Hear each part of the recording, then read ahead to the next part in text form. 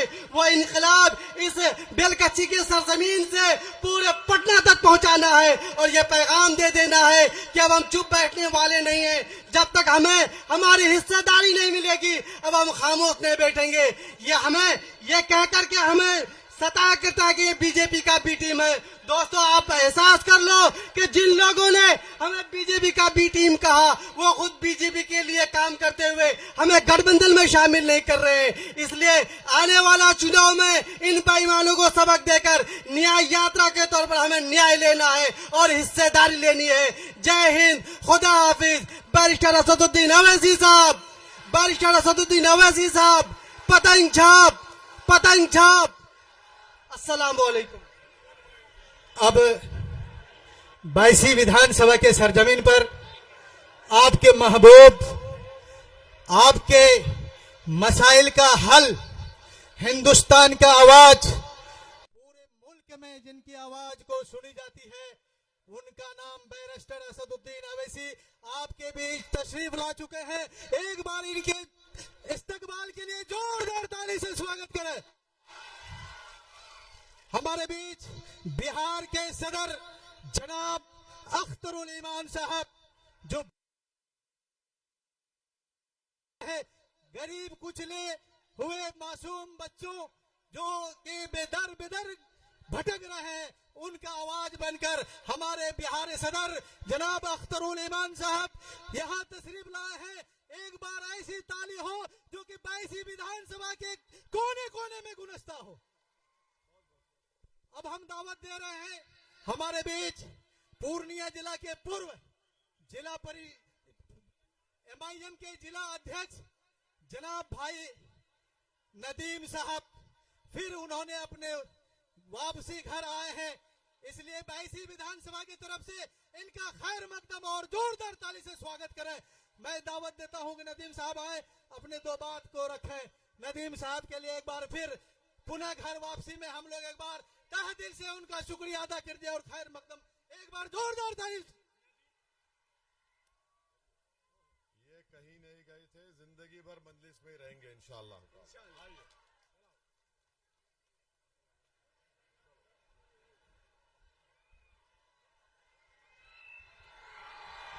अस्सलाम वालेकुम।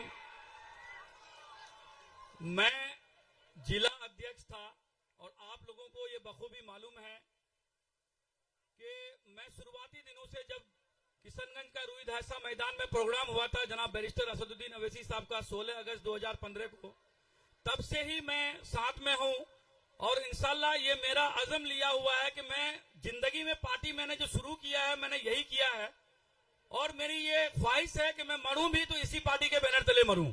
और मैं शुरू से और हमेशा बोलता आया हूं, क्या वजह है इतनी दीवानगी? क्या किसी व्यक्ति विशेष को लिए ये दीवानापन हो सकता है? नहीं, क्योंकि हम लोग जो आज हिंदुस्तान में तरह तरह के वाकयात हो रहे हैं, आज अगर इस वाकयात को खुल करके कोई अगर बोलता है पूरे हिंदुस्तान में तो उसका नाम जनाब बैरिस्टर असदुद्दीन अवैसी है। ये दीवानगी है और इसलिए दीवानगी है। और आज हम सब जो इनके दीवाने बने हैं इसी वजह से दीवाने हैं और इंशाअल्लाह ये दीवानापन हम लोगों को बरकरार रखना है और इस सरकार को जो हम लोगों के साथ में अनदेखी किया है, जो हम लोग के साथ में नाइंसाफी हुई है, उनसे न्याय हम लोग लेंगे।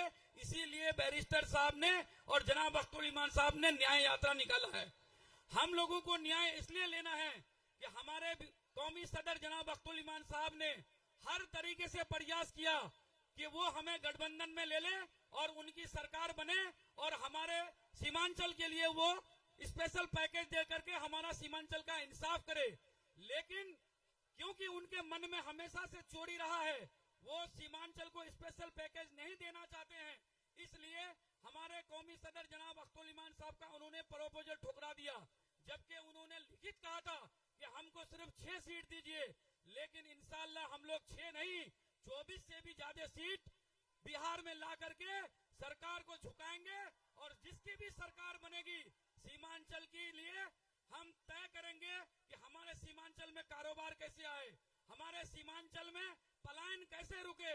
हम लोग बैरिस्टर असदुद्दीन अवैसी साहब को मजबूत करने का अज़म लिए हैं। क्या आप लोग मजबूती करने के लिए तैयार हैं?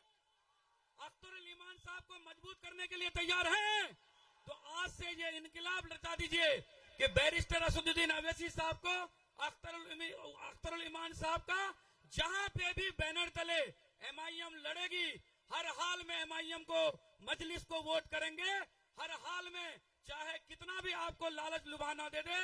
लंबी लड़ाई लड़नी है तो छोटी छोटी चीजों को भुला करके आपको एक होकर के एमआईएम के लिए एक होकर के वोट करना होगा और सब लोगों को आज से अपील करना होगा कि एमआईएम जिंदाबाद का नारा लगाते हुए वोट भी करना है। क्या सब लोग एमआईएम को वोट करेंगे ना?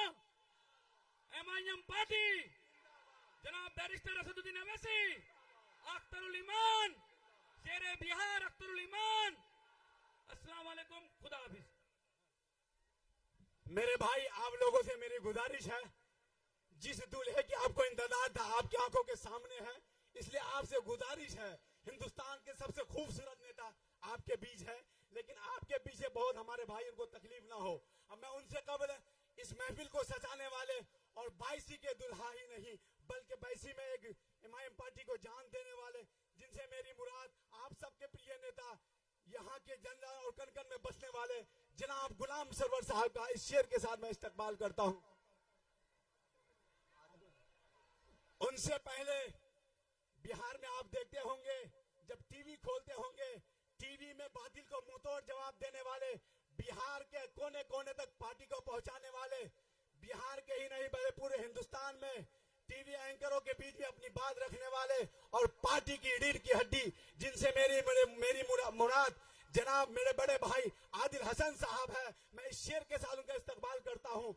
न कर तकदीर का शिकवा मुकद्दर आजमाता जा, ना कर तकदीर का शिकवा मुकद्दर आजमाता जा, बल मिलेगी खुद ब खुद मंजिल, कदम आगे बढ़ाता जा।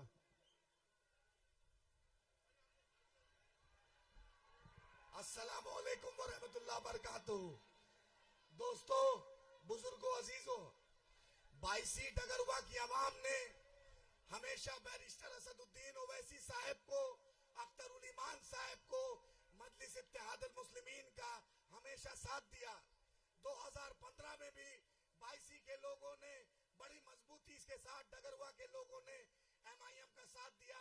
आज आप 11 साल का सफर एमआईएम का आपके बीच हुआ है, जो जन सैलाब दिख रहा है, मुझे यकीन है कि गद्दारों को जवाब मिलेगा, गद्दारों को जवाब मिलेगा इंशाअल्लाह ताला। जिसने मजलिस इत्तेहादुल मुस्लिमीन से गद्दारी की, जिसने डगरवा बाईसी की आवाम के से गद्दारी की, जिसने सीमांचल की आवाम से गद्दारी की, जवाब दीजिएगा ना? जवाब दीजिएगा, गद्दार को सबक सिखाइएगा।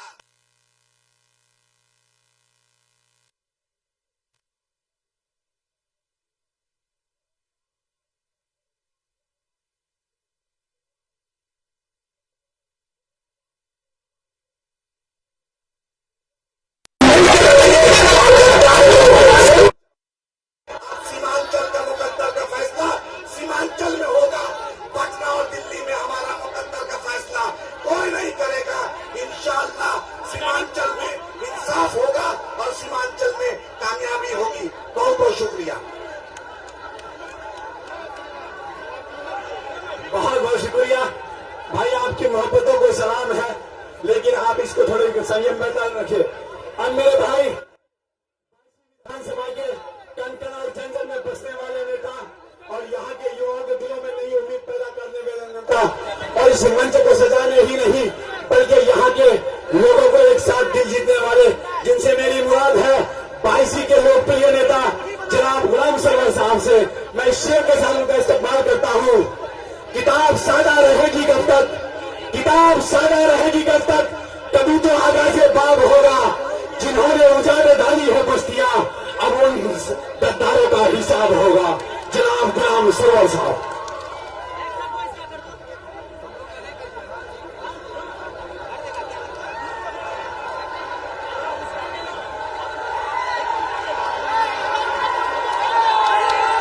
मैं इससे कहूं, अभी हमारे जिला के जिम्मेदारी संभाल रहे जनाब परवेज साहब, इनसे मेरी गुजारिश है कि पहले गुलाम सरवर साहब से पहले 1 मिनट के लिए आप अपनी बात को रखें।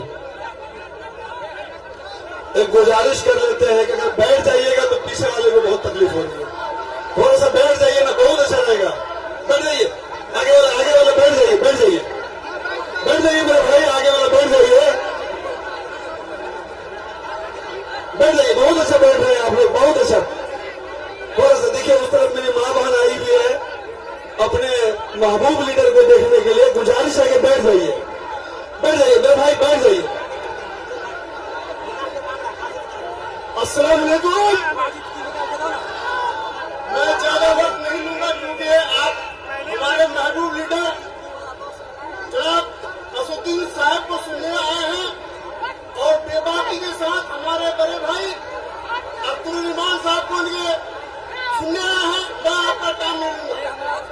सिर्फ हंगामा खड़ा करना मेरे सदर की मकसद नहीं है। सिर्फ हंगामा खड़ा करना मेरे सदर की मकसद नहीं है। मेरे सदर की मकसद है कि सीमांचल की सूरत बदलनी चाहिए। इसी के साथ मैं अपनी बात को खत्म करता हूं। और आने वाले वक्त में जो गद्दारी किया है, क्या उसको सजा देंगे? एक बार इधर से बिहार जाएगा, गद्दार को गद्दारी की सजा मिलनी चाहिए। बहुत बहुत शुक्रिया। अब मैं इस मंच को सजाने में अपनी जी जान लगाने वाले युवा और नेता और गरीबों में अपना पहचान बनाने वाले नेता जनाब गुलाम सरवर साहब से दावत देता हूं कि वो आए अपनी बातें रखें। गुलाम सरवर साहब।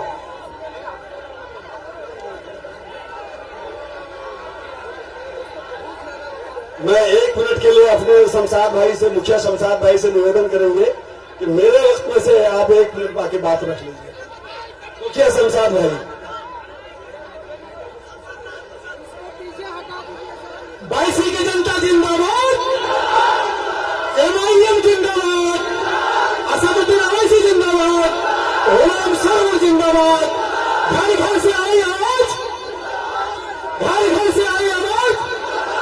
भाई आपको कैसा नेता चाहिए? भ्रष्टाचारी मुक्त करना है बाईसी को भी नहीं। ये सीओ अंचल फलना तस्का जो ये सब घूस घास लेता है, गरीबों का जो शोषण करता है, तो इसको समाप्त करना है ना बाईसी विधानसभा से।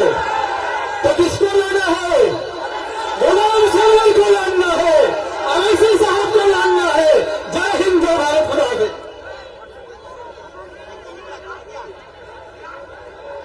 अस्सलाम वालेकुम रहमतुल्लाहि व बरकातहू।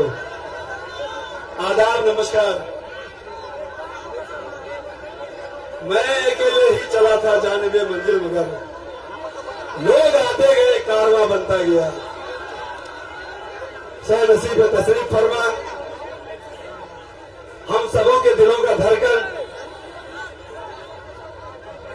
हिंदुस्तान के पार्लियामेंट में हम सबों की दिलों की आवाज जनाब बैरिस्टर असदुद्दीन अवैसी साहब। बिहार असेंबली में हमारी एक मजबूत आवाज जनाब बिहार सदर भाई अख्तरुल इमान साहब, पार्टी के प्रवक्ता आदिल हसन साहब, हैदराबाद से आए हुए MLA मेयर माजिद साहब, इश्तियाक भाई, आपके पूर्णिया जिला के मुखिया संघ के अध्यक्ष शमशाद भाई, और इस पंचायत के मुखिया जाहिद भाई, नदीम भाई, आदिल भाई, महफूज भाई, सरफराज मामा जो नजामत कर रहे थे, और आप तमाम यहाँ पे आए हुए बुजुर्गों, नौजवान साथियों, पसे पड़ता बैठी सुन रही मेरी माओ बहनों, मैं आप तमाम का आज इस ऐतिहासिक जनसभा में इस्तकबाल करता हूं और आपने जो कीमती वक्त दिया है उसके लिए आपका शुक्रिया अदा करता हूं। मैं आप तमाम की तरफ से सीमांचल के सरजमीन पर सीमांचल के हक हुकूक की लड़ाई लड़ने के लिए जो इस न्याय यात्रा पे निकले हैं हमारे सदर जनाब बैरिस्टर असदुद्दीन अवैसी साहब, हम सीमांचल के तमाम जनता के तरफ से, आप तमाम लोगों के तरफ से, खुसूसी बाईसी विधानसभा के नौजवानों, बुजुर्गों और माँ बहनों की तरफ से खैर मौतम करते हैं, इस्तकबाल करते हैं और अपने सदर से कहना चाहते हैं कि सर अब वक्त समझ गया है कि हमको किस तरह का नेता चाहिए। लोगों ने आपके नाम पे खड़ा हो गया है। क्या आप खड़ा हुए हैं कि नहीं हुए असदुद्दीन ओवैसी के नाम पे? जो आपकी लड़ाई सड़क से सदन तक लड़ता है, क्या आप उसके साथ खड़ा हैं या नहीं है? आज आपको बोलना पड़ेगा और एक वादा करना पड़ेगा। अपने सदर, बिहार सदर से भी कहना चाहेंगे कि अब किसी 6 सीट की जरूरत नहीं है मांगने की, किसी गठबंधन से बात करने की जरूरत नहीं है। इस दफा एमआईएम सीमांचल में अपनी ताकत पे चुनाव लड़ेगा। हम लोग अपनी ताकत पे चुनाव लड़ेंगे और 24 का 24 सीट दिलाएंगे। क्या आप सब तैयार हैं? तो वादा कीजिए कि अपने एक एक रिश्तेदार को, अपने आसपास के विधानसभा के लोगों को बताइए कि आज मुल्क में जो सियासत हो रही है, आज सियासत का जो नजाकत है, उसमें आपको अपने कायद की जरूरत है और वो कायद कोई और नहीं बन सकता है। उसके लायक सिर्फ और सिर्फ असदुद्दीन ओवैसी है और बिहार में अख्तरुल ईमान है। हम तमाम लोग आपके साथ खड़े हैं। हम जाते वक्त आपका नहीं लेंगे, इसलिए कि जुम्मा की नमाज अदा होनी है। हमारे तमाम जितने जनप्रतिनिधि यहाँ पे आए हैं, हम उनका तहे दिल से शुक्रिया करते हैं। हमारे तमाम जो गणमान्य लोग जो स्टेज तक नहीं आ सके हैं, हम माफी चाहते हुए उनका भी शुक्रिया अदा करते हैं कि आप तमाम के मोहब्बत से आज ये जनसभा कामयाब हुआ है। और एक आज़म लेके चाहिए कि हमने जो वादा कर लिया कि सीमांचल का 24 सीट जिता के दिखाएंगे और 22 विधानसभा में गद्दार को सजा देके दिखाएंगे, तो उसके लिए मेहनत करने की जरूरत है। एक एक लोगों तक बात पहुंचाने की जरूरत है। हमारे सीमांचल को तमाम लोगों ने ठगा है। अब आखिरी उम्मीद बन के एमआईएम खड़ी है और हम लोग एमआईएम के साथ खड़े हैं। इन्हीं बातों के साथ मैं आपसे रुखसत लेता हूं। जय हिंद, जय भारत, अस्सलाम वालेकुम, अल्लाह हाफिज। बहुत बहुत शुक्रिया। अब मैं उस बिहार में पार्टी को जब चलाया है, तब से बिहार की गली गली को पहुंचने वाले और पहचानने वाले और असदुद्दीन ओवैसी साहब के साथ शाय की तरह रखने वाले नामपल्ली विधायक और युवा दिलों के धड़कन, जिनसे मेरी मुराद बड़े भाई जनाब माजिद हुसैन साहब है, उनसे मेरी गुजारिश है उनका इस शेर के साथ इस्तकबाल करते हैं। मंजिल से बढ़कर आगे मंजिल तलाश कर, मिल जाए तुझको तो दरिया से तलाश कर, शीशा टूट जाता है पत्थर की चोट से, पत्थर ही टूट जाए वो शीशा तलाश कर। जनाब माजिद साहब।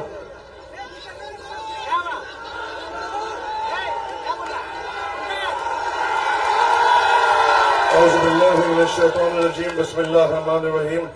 सैनशी पे तशरीफ फरमा आली जनाब इज्जत माप बैरिस्टर असदुद्दीन ओवैसी साहब, सदर कुल हिंद मजलिस इत्तेहादुल मुस्लिमीन, आली जनाब इज्जत माप अख्तरुल ईमान साहब, सदर बिहार और इंडिया मजलिस इत्तेहादुल मुस्लिमीन, जनाब आदिल भाई साहब, गुलाम सरवर साहब, नदीम साहब, दीगर कायदीन मजलिस इत्तेहादुल मुस्लिमीन, यहाँ पे बैठे हुए कौम के बुजुर्गों, नौजवान साथियों, बसे पर्दा बैठकर सुनने वाली मेरी इज्जतदार माँ और बहनों, अस्सलाम वालेकुम व रहमतुल्लाहि व बरकातुहू।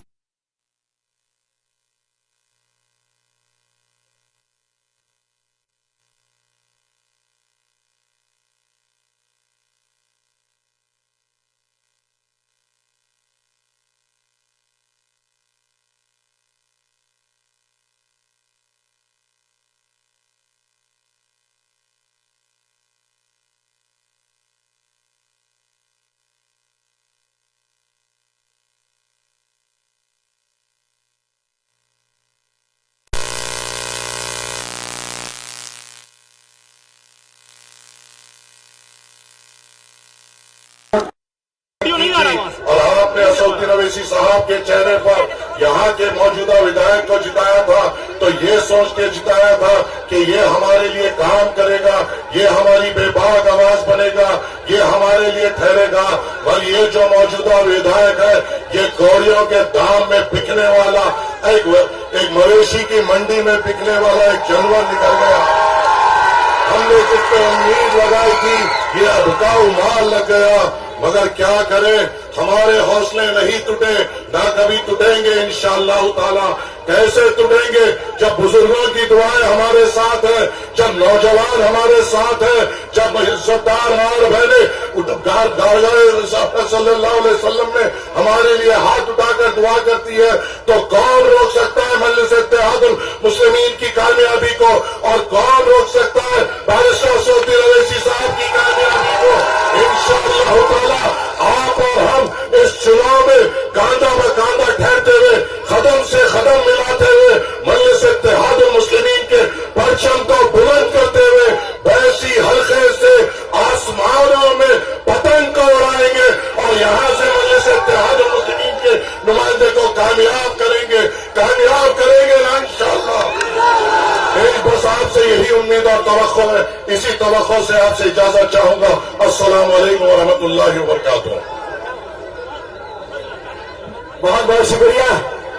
अब मैं शेर बिहार की उम्मीद, पूरे बिहार में कहीं भी कुछ हो, अगर किसी को उम्मीद होती है, अगर पूरे देश की उम्मीद दारुस्सलाम की तरफ है, पूरे बिहार की उम्मीद अख्तरुल ईमान साहब की तरफ होती है, अब वो शेर की आमद है जो पूरे बिहार में पार्टी को ही नहीं बल्कि पूरे बिहार मजलूमों की आवाज को बुलंद करने वाले शख्सियत, जिनसे मेरी मुराद बिहार की उम्मीद ही नहीं, सीमांचल की दूसरी पहचान, सीमांचल की दूसरा रंग भी जनाब अख्तरुल ईमान साहब से मेरी गुजारिश है, दरखास्त है कि आप यहाँ पर आए और अपने जज्बात का इजहार करें।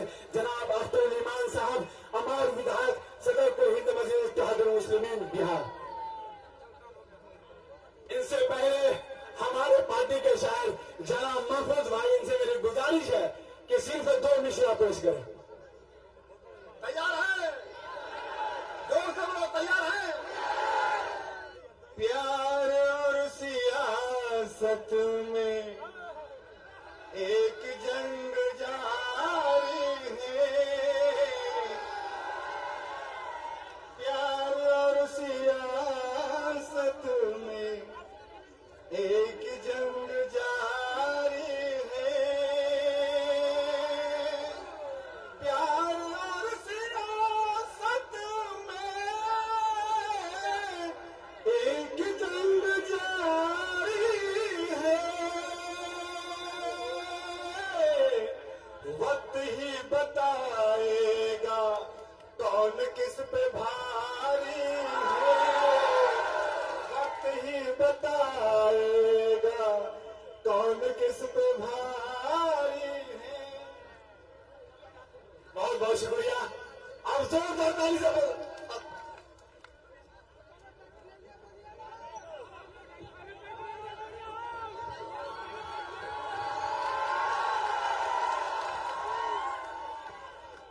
सीमांचल के साथ हो रही नाइंसाफी के खिलाफ, सीमांचल के दलितों, अक़लियतों, मजबूर और मकहूरों पर हो रहे जुल्म के खिलाफ पूरे बिहार में पसमानदा तबका के साथ नाइंसाफी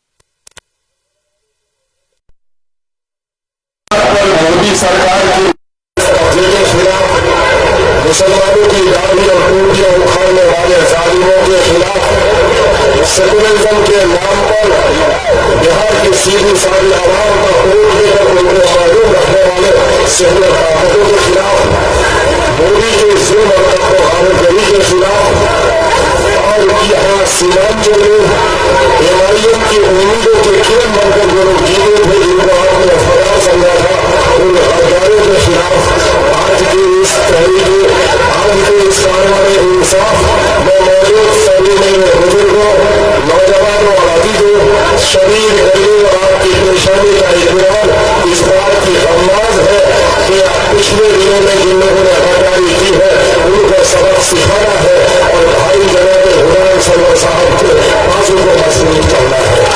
आपने इस दौरान से दूसरे को आगाह किया है, हमारी बड़ी खुशबख्ती है कि जुल्म और नाइंसाफी के खिलाफ पूरे मुल्क में अपनी बुलंदमाना आवाज बुलंद करने वाला भाई जो आज हमारे कार्यवाह का लीडर मांगा है, हमारे भाई इसमें तशरीफ कर रहे हैं, हम उनका सीमांचल की घाटी में जनाब बैरिस्टर अवैसी वकील मिल्लत मोअज़्ज़ज़ ग्रुप हैदराबाद और कौमी सदर का आप सबों के पास से इस्तेमाल करते हुए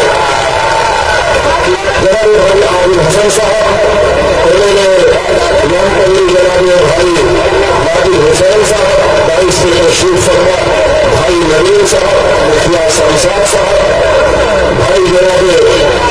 अली जी, अली बाबू, सज्जाद बाबू, आदिल साहब भाई, हमारे जिला परिषद और भाई मुख्तार साहब और जुबैर साहब, और अभी हमारे जिला के अध्यक्ष साहब, नगर साहब और सभी साथियों, मैं इस वक्त आपका देना चाहता जो कि अदा होने वाली है उससे अपने आयु को अपने सुनना है। मेरे अजीजों और नौजवानों और भाइयों, मेरे मौसमों, सीमांचल की बेबसी के ताल्लुक से आप खूब वाकिफ है कि आजादी के बाद बिहार का सबसे खुशहाल तरीन इलाका अगर कोई था तो सीमांचल था। बाहर का मजदूर सीमांचल आता था, सीमांचल का मजदूर बाहर नहीं जाता था। लेकिन दिल्ली और मक्के की बैठनी हुई जालिम सरकारों ने हमारे साथ जुल्म किया और नाइंसाफी की, और मुल्क में जब तरक्की की इंकलाब आया, साइंसी तरक्की आई, तो हमें तमाम पर साइंसी तरक्कियों से महरूम रखा गया और कई कारखानों से महरूम रखा गया, जिसका नतीजा ये है कि सीमांचल की आबादी जो आजादी के बाद खुशहाल थी, बिहार में सबसे ज्यादा गरीब हो गई। और आज हमारा आनंद ये है कि घर घर से हमारा मजदूर और नौजवान बच्चा आज दिल्ली, पंजाब, हरियाणा जाने का मजबूर है। कोई महीना ऐसा नहीं होगा जहाँ दिल्ली के मैदानों से गिरकर कोई लाश नहीं आती। कोई महीना ऐसा नहीं गुजरता जब हमारे हरियाणा से खेतों में मरने वाले मजदूरों की लाश नहीं आती। नौजवानों, जरा अपनी मेहनत को बेदार करो कि आखिर इस मुल्क के शहरी हिंदू है, हमारे साथ ये सौदा बनना शुरू क्यों हो रहा है। जो भी मवेशियां बनती है वो अपने के लिए बनती है, अपने के अपराध के लिए बनती है। जमुना के किनारे लोगों के घर नहीं करते, सलमान, मोहम्मा और तंगे से हमारे हजारों लोग बेघर हो गए। हमारी नजर पर आज भी पूरी हुई है, तमाम पर बस्ते पर सड़कें नहीं बन पाई है। इसका कसूरवार कौन है? यही है कि इसका कोई कसूरवार है। हमारे टैक्स के पैसे से जो दिल्ली में रहते हैं और पटने में रहते हैं, वही शादी होने लगे हैं। इन्होंने हमें नौकरियों से महरूम रखा। एक दुनिया भाइयों के भाइयों नौजवानों, गाँव के चौधरियों को मत सुनो।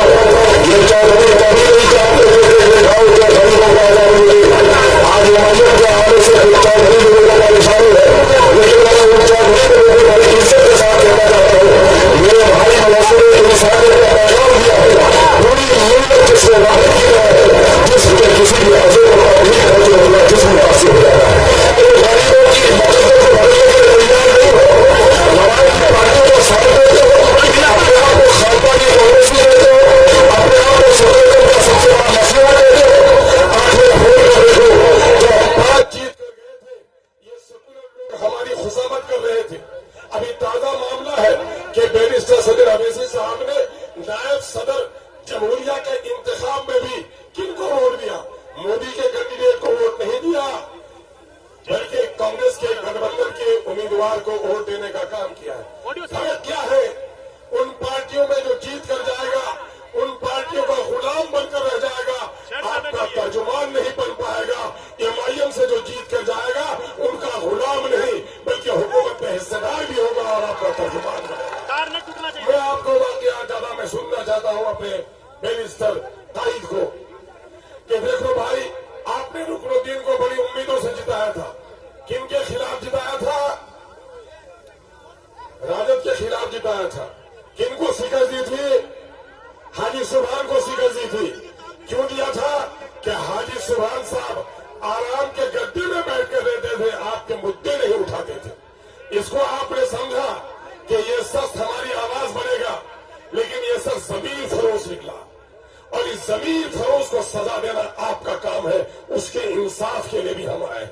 मैं आपको बता दूं 2022 का वाकया 23 का कि हमारे यहां सिर्फ 2-3 करोड़ की योजनाएं सैंक्शन हुई थी। मैंने रुकनुद्दीन साहब से कहा कि रुकनुद्दीन साहब एक लेटर लिखो RWD वाटर रिसोर्स के कमिश्नर के नाम से कि अगर समय रहते हमारी योजनाएं सैंक्शन नहीं हुई तो 26 तारीख को मुख्यालय में हम 5 विधायक धरने पर बैठेंगे। जानते हो इतिहास की क्या ताकत रही? जहां 2 करोड़ की योजनाएं सैंक्शन हुई थी, 10 करोड़ की योजनाएं सैंक्शन हुई। ये अजीब इत्तेफाक है कि सैलाब कबल वक्त आ गया, सारा करना अमली जामा नहीं पहना सका। हम लोगों ने मशवरा किया था कि 2023 में जनवरी में सीमांचल की नदियों में कहाँ पुल की जरूरत है, कहाँ स्कूल की जरूरत है, कहाँ हॉस्पिटल की जरूरत है। हम ये चार्टर ऑफ डिमांड बनाएंगे।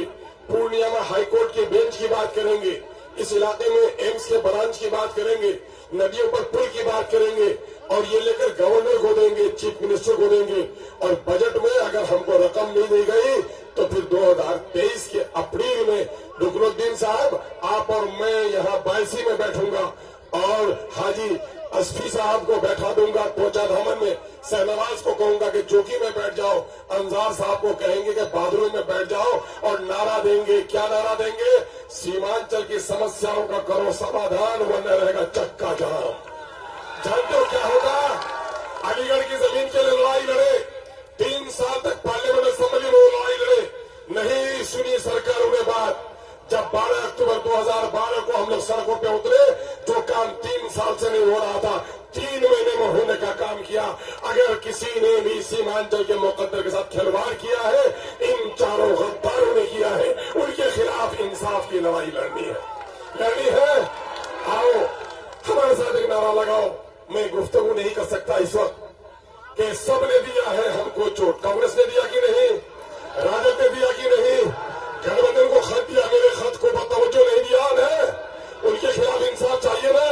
बीजेपी गर्दन काटती है और ये हमारी आबरू लूटती है ये पार्टियां। क्या इनके खिलाफ लड़ना है? तो बोलो पूरे आवाज के साथ। देखूंगा इन जालिमों के कान से खून निकले, ऐसी आवाज निकालो। सबने दिया है हमको चोट।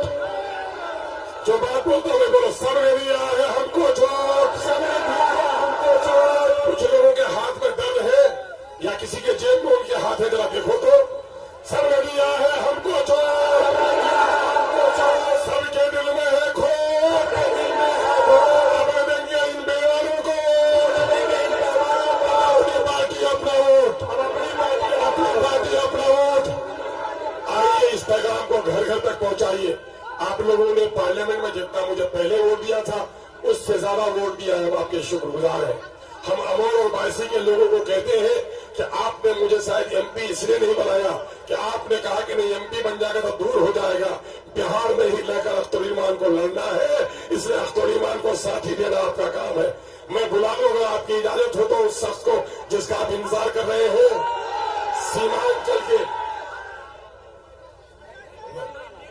सीमांचल के उम्मीदों के सजर पे शबाब आया है। देखो जरा उधर हैदराबाद से शेरे बबर आया है और जरा माला पहनाना है। उसके बाद मैं समझता हूं कि अनाउंसर साहब उन्हें बुला लेंगे।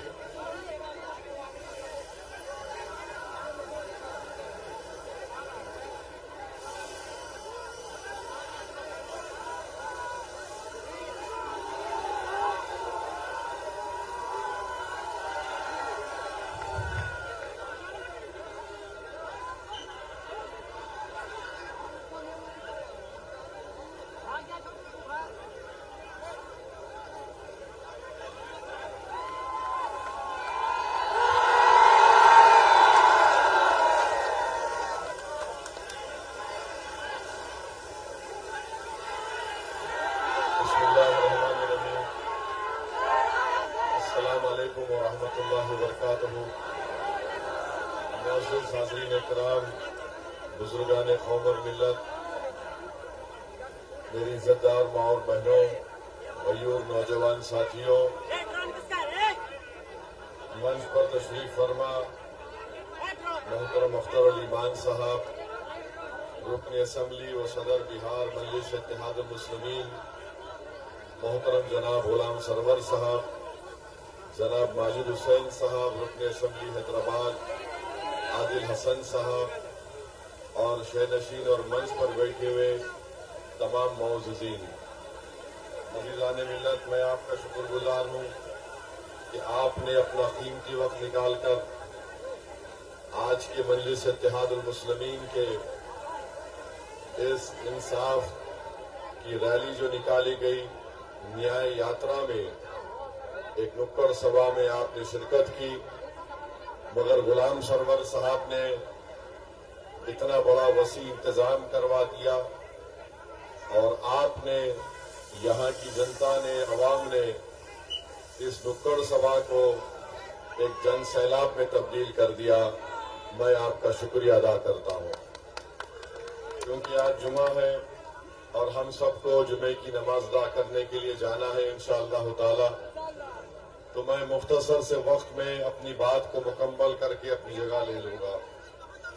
मेरे अजीज दोस्तों और बुजुर्गों, मैं बगैर ज्यादा तफसील में गए आपको बताना जरूरी समझता हूं कि मजलिस इत्तेहादुल मुस्लिमीन का मकसद एक ही है कि भारत में जमहूरियत मजबूत हो, भारत में संविधान मजबूत हो। और हमारा मानना यह है कि भारत में संविधान और भारत एक ताकतवर मुल्क या विश्वगुरु बन सकता है, बशर्ते के भारत में जो सबसे बड़ी अक़लियत है वो मुसलमान है, उनको अपनी सियासी क़ियादत बनाने का मौका मिलना चाहिए। जब तक सबसे बड़ी अक़लियत भारत की, जब से सबसे बड़ी अक़लियत बिहार में 19% मुसलमान है, हमको अपनी सियासी लीडरशिप को बनाना है, हमको अपना नेता बनाना है, और ऐसा नेता जो आजाद हो, जिसकी जबान पर हक की आवाज बुलंद हो सके, जो बेबाक तरीके से गरीब और मजलूम की तकालीफ को बयान कर सके, जो जीत जाता है मगर अपनी पार्टी का नुमाइंदा बनता, वो गरीब मजलूम मुसलमानों का नुमाइंदा नहीं बन सकता। इसीलिए हमको ये कोशिश करनी है और करनी चाहिए। 5 साल पहले आप और हमने मिलकर, और खास तौर से यहाँ की जनता ने मुत्तहिदा तौर पर राजद के एक विधायक को शिकस्त दी और मजलिस के उम्मीदवार को कामयाब किया। मगर हमको अफसोस हुआ, आप तमाम को तकलीफ हुई कि जिस शख्स को हमने बड़ी उम्मीदों से, बड़े खून पसीने की मेहनतों से, बड़ी कुर्बानियां देकर हमने उसको कामयाब किया, वो दगाबाज निकला, झूठा निकला और गद्दार निकला। मेरे अजीज दोस्तों और बुजुर्गों, मैंने आपको याद होगा 5 साल पहले भी आकर कहा था कि बताओ, जहां कहीं भी हम इलेक्शन लड़ रहे थे, मैंने वहां के राजद और कांग्रेस के विधायक से पूछा था, तुम 5-5, 6-6 मर्तबा के विधायक हो, तुम एक काम बताओ जो तुमने किया है। वो काम नहीं बता सके। मैं आज बड़े इत्मीनान और जिम्मेदारी के साथ खड़े होकर आपको बताना चाह रहा हूं कि अख्तरुल ईमान पड़ोसी विधानसभा से रुकने असेंबली मुंतखब हुए। अख्तरुल ईमान ने अपने 5 साल में क्या काम करवाया, मैं जवाब दे रहा हूं आपके दरमियान में खड़े होकर, क्योंकि मेरी भी अखलाकी जिम्मेदारी है। क्योंकि लोग पूछेंगे, बताओ ओवैसी, तुम 5 साल पहले आए थे, 4 जमीर फरोश तो भाग गए, मगर एक जो ठहरा था उसने क्या काम किया। लोग का हक, अवाम का हक बनता है कि मुझसे पूछे, और मैं बता रहा हूं कि जो पैसों के नाम पर बिक चुके थे वो बेईमान थे। जो पैसों को अपनी ठोकर पर रखा उसका नाम अख्तरुल ईमान है। अख्तरुल ईमान ने 5 साल में अपने विधानसभा में 800 करोड़ के काम मंजूर करवाए। तकरीबन काम मुकम्मल हुए, तकरीबन काम चल रहे हैं। अमूर बैसा की नई ब्लॉक की बिल्डिंग 33 करोड़ की अख्तरुल ईमान ने मंजूर करवाया। खादी और रसीला पुल का काम चल रहा है, वो मंजूर अख्तरुल ईमान ने करवाया। महानंदा पर अभयपुर का ब्रिज पुल 200 करोड़ का अख्तरुल ईमान ने मंजूर करवाया। कैसे मंजूर करवाया? अख्तरुल ईमान ने हमसे कहा कि आप आ जाइए, सीमांचल को आपको नदी में चलना है। हम नहीं जानते थे, हम आ गए। हम तो शहरी इलाके से आते हैं, और अख्तरुल ईमान साहब ने कहा कि सर जूता उतारिए, हमको पानी में चलना है। और हम पानी में चले, फिर एक और नदी में गए, वहां पर पानी में चले। अख्तरुल ईमान पटना गए, तेजस्वी मंत्री थे, अख्तर ईमान खड़े होने से पहले उस वक्त तेजस्वी उप डिप्टी चीफ मिनिस्टर थे। उन्होंने कहा अख्तर ईमान साहब, आप फिक्र ना करें, आपका पुल सैंक्शन कर दिया गया है। मेरे भाई, ये ताकत होती है।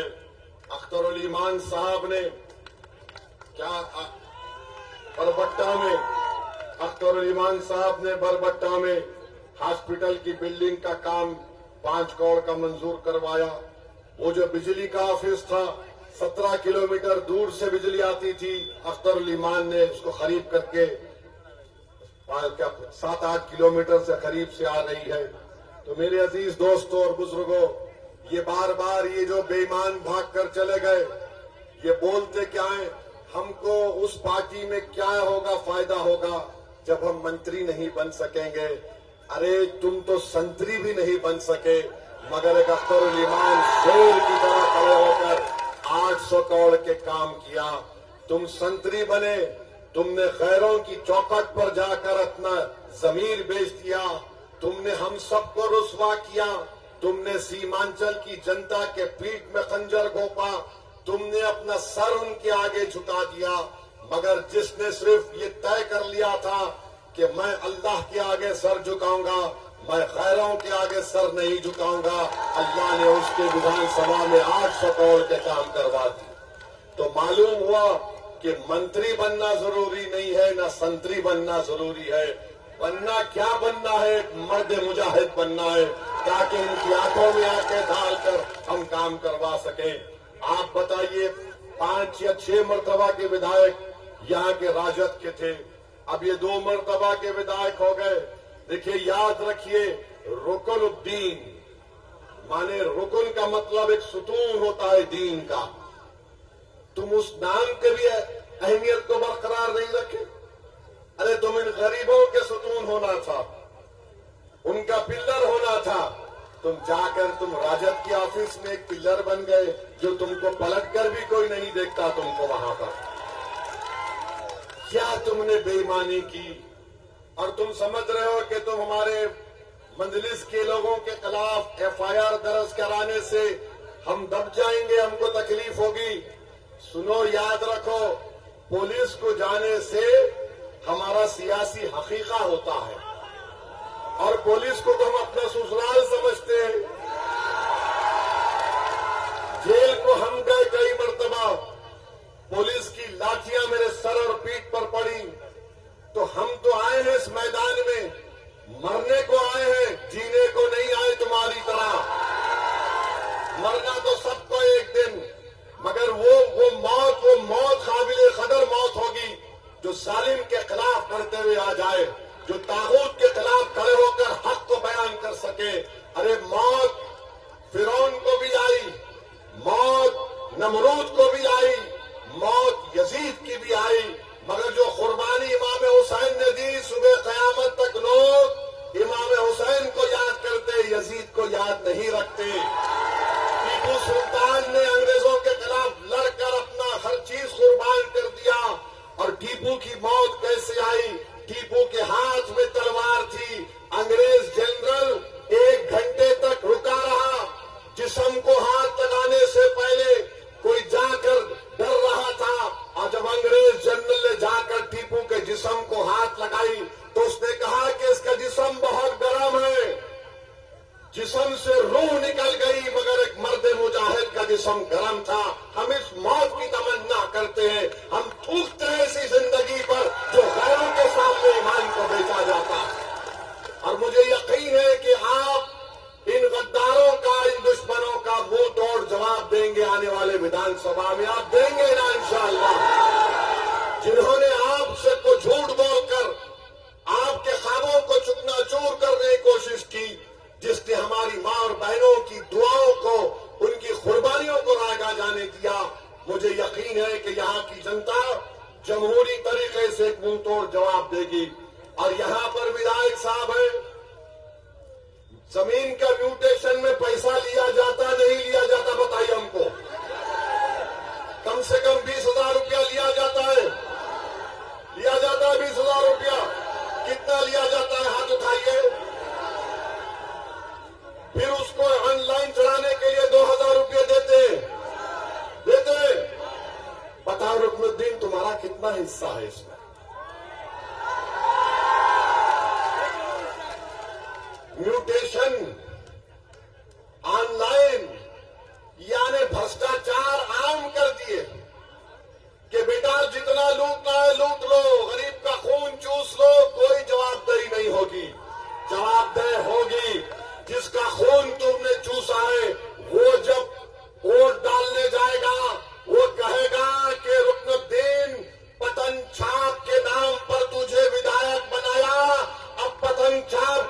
पर वोट डालकर तुझे घर में बिठाएंगे इंशाअल्लाह ताला।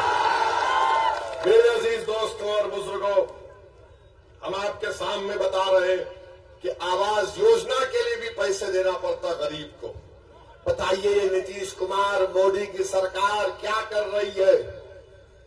मोदी दिल्ली में बैठ के बोलते हैं मैं ना खाऊंगा ना खाने दूंगा, मगर बिहार में जो लूटना है लूट लो, मैं आंख बंद करके सिर्फ बोलूंगा सीमांचल में घुसपैठी आ गए।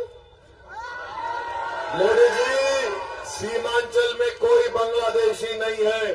हाँ, एक बांग्लादेशी को आपने दिल्ली में अपनी मुंह बोली बहन बनाकर बिठाकर रखा है। उसको लाइए सीमांचल को और हम रास्ता दिखाएंगे। हैदराबाद से आकर बांग्लादेश कहां पर है वहां पर छोड़कर आएंगे। आपकी छत्रो छाया में वो महिला बांग्लादेशी दिल्ली में बैठी है और मोदी जी सीमांचल को आकर बोलते हैं यहां पर बहुत आबादी बढ़ रही है, यहां पर बहुत बढ़ गए, यहां पर मदरसे आ गए। अरे मदरसे खोलने से आपको तकलीफ क्यों है? जो जगह पर अल्लाह उसके रसूल का जिक्र होता है तो शैतानी नफरत करता है उससे। अब जो भी है अब आप फैसला कर लीजिए, हम कैसा बोलेंगे, वरना बोलेंगे हमको शैतान बोल दिए। वैसे जो भाग जाते हैं वो भी शैतान के एजेंट हैं, जो धोखा देकर भागते हैं।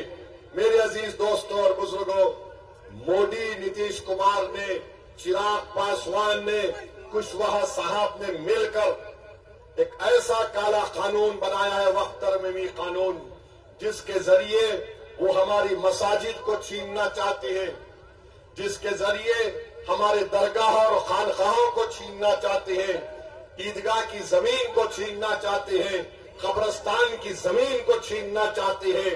जहां पर वक्फ की जमीन होती है उसका मालिक अल्लाह होता है और जो कब्जा करके बैठा उसको मालिक बनाना चाहते हैं। मेरे अजीज दोस्तों और बुजुर्गों, आपने देख लिया कि भारत की लोकसभा में अगर किसी ने खड़े होकर मोदी के इस काले कानून को जो हमारी मसाजिद पर कब्जा करना चाहता था, हमने संविधान को सामने रखकर कानूनी दलाइल देकर मोदी को ये बता दिया कि तुम जो कानून ला रहे हो वो वक्फ को बचाने के लिए नहीं, वक्फ को बर्बाद करने के लिए ला रहे हो। तुमने देख लिया, दुनिया ने देख लिया, जो कहते थे एक अख्तरुल ईमान क्या करेगा, एक ओवैसी क्या करेगा। अरे भारत की इतनी बड़ी पंचायत में अगर किसी ने मोदी के और अमित शाह के सामने कहा इस कानून जो तुम ला रहे हो मेरी मस्जिद छीनने के लिए ला रहे हो, मैं इस कानून को फाड़ता हूं और फाड़ के सामने रख दिया लोकसभा में। अख्तरुल ईमान अकेले थे, आपकी आवाज अख्तरुल ईमान उठा रहे थे। मेरे भाई, सीमांचल में लोगों की मौत होती है, किसी नागवानी वजूहात के बिना पर नहीं होती मौत। इनकी मौत इसलिए होती है कि एम्बुलेंस नहीं है, इनकी मौत इसलिए होती है कि अस्पताल नहीं है, इनकी मौत इसलिए होती है कि रोड नहीं है, इनकी मौत इसलिए होती है ताकि बेजमीर लोग अपने आप को बेच देते हैं। तो मेरे भाई, इनकी जिंदगियों को बचाना भी हमारी जिम्मेदारी है, इनकी जिंदगी को बचाना भी हमारी जिम्मेदारी है। इसीलिए मजलिस सीमांचल की इंसाफ की लड़ाई से बिहार में अपने सियासी सफर का आगाज किया और हम मोदी से कहना चाह रहे हैं कि तुम जब यहाँ पर सीमांचल को आओगे, खबरदार हमको बदनाम नहीं करना, हम पर झूठा इल्जाम नहीं लगाना। ये सीमांचल गयूर अवाम की सरजमीन है, गरीब है तो गरीब की इज्जत नफ्स भी हो सकती है। आप यहाँ पर आकर हम पर झूठा इल्जाम नहीं लगा सकते। आपने लगाया इल्जाम और सीमांचल की जनता मतदान के दिन मोदी तुम्हारा जवाब देगी और तुमको बताएगी कि हम भारत के नागरिक थे, हैं और रहेंगे। तुम्हारे घुसपैठी का इल्जाम बटन छाप पर बटन दबाकर होगा मोदी, तुम्हारे काले वक्फ कानून का जवाब बटन छाप पर बटन दबाकर होगा मोदी। सीमांचल को तुमने पसमानदा रखा, नीतीश और मोदी तुमको जवाब मिलेगा। अरे हमको इल्जाम लगाया जाता है हम पर कि हम वोट काटते हैं, हम फुला करते हैं। मेरे भाई, हम किसी को काटते नहीं, हम जोड़ते हैं।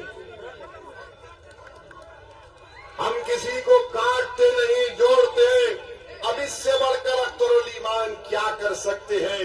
लालू जी को खत लिख दिए, तेजस्वी को खत लिख दिए, कहा कि 6 सीट दे दो। अगर तुम इसको भी नहीं समझोगे तो मैं कुछ नहीं कर सकता। सीमांचल और बिहार की दुनिया की जनता देख रही है कि कौन मोदी को रोकना चाहता है और कौन मोदी को कामयाब करना चाहता है। ये फैसला आपको करना है। अगर आप ये बात को समझ लेंगे तो सारी बात आपको समझ में आ जाएगी। आप बताइए इससे ज्यादा मजलिस क्या कर सकती है कि बावजूद इसके कि तुमने मेरे 4 विधायक को खरीद लिया, मगर बिहार और सीमांचल के मुस्तकबिल को देखते हुए हमने कहा कि यहाँ पर भाजपा का मुख्यमंत्री ना बन जाए। हमने कहा चलो हम हमारी बात को मान लो, हमने पेशकश की, मगर ये लोग समझ रहे कि मजलिस कमजोरी के मजारे कर रही है। नहीं मेरे भाई, कमजोरी के मजारे नहीं। अभी शेर बैठा है, शेर देख रहा है, और जब शेर हमला करेगा तो रोना नहीं कि मम्मी डैडी मेरा बैग और बाल लेकर भाग गए अख्तर अली भाई। हम चुनाव लड़ेंगे, पूरे बिहार में लड़ेंगे, ताकत से लड़ेंगे, जीतेंगे, और इंशाअल्लाह ताला जहां पर नहीं जीत सके वहां पर अपनी ताकत को मनवा के रहेंगे इंशाअल्लाह ताला। याद रखिए सीमांचल की जनता, कल तक आपके पास कोई विकल्प नहीं था, कल तक आपके पास कोई विकल्प नहीं था। आप हालत मजबूरी में इनका साथ देते थे। आज एक ताकतवर विकल्प अख्तर ईमान और मजलिस इत्तेहाद और मुस्लिमीन के रूप में आपके दरमियान में है।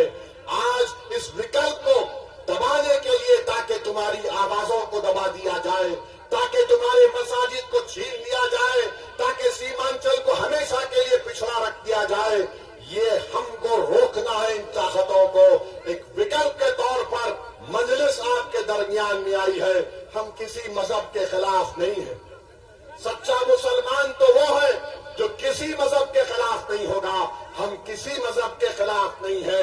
हम यही कह रहे हैं कि इंसाफ करो, हमको इज्जत दो, और हम ये कह रहे हैं कि हमारे मुकद्दर के फैसले हम करेंगे। हम तुम्हारे गुलाम नहीं है। हम बराबरी चाहते हैं, हम हिस्सेदारी चाहते हैं। क्या आप बराबरी चाहते हैं? क्या आप हिस्सेदारी चाहते हैं?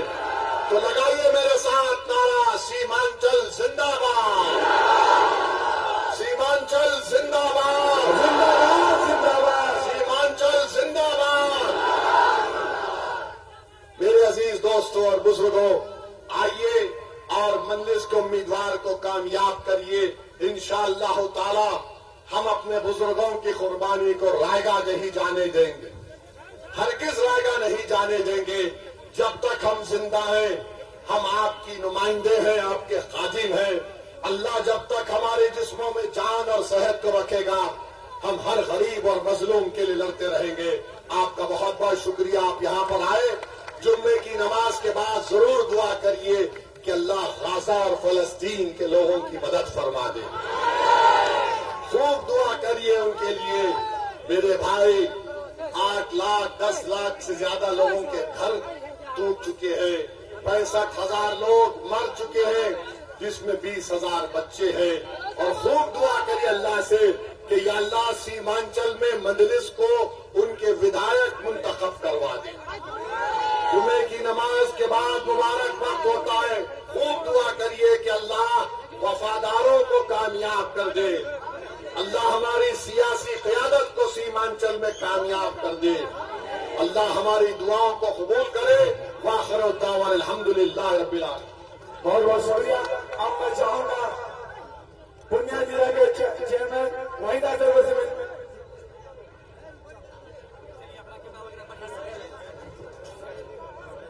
अस्सलाम वालेकुम रहमतुल्लाहि बरकातहू। आदाब, नमस्कार।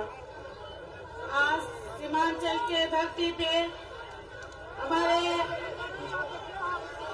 जनाब बैरिस्टर असुद्दीन साहब आए और हम तहे से शुक्रिया अदा करते हैं और मुस्तकबाल करते हैं।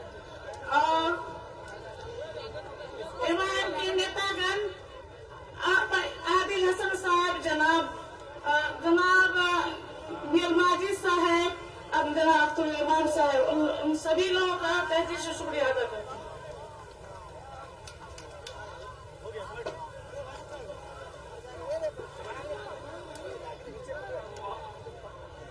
बहुत बहुत शुक्रिया। आप लोग नाश्ते के वक्त से यहाँ पर हैं।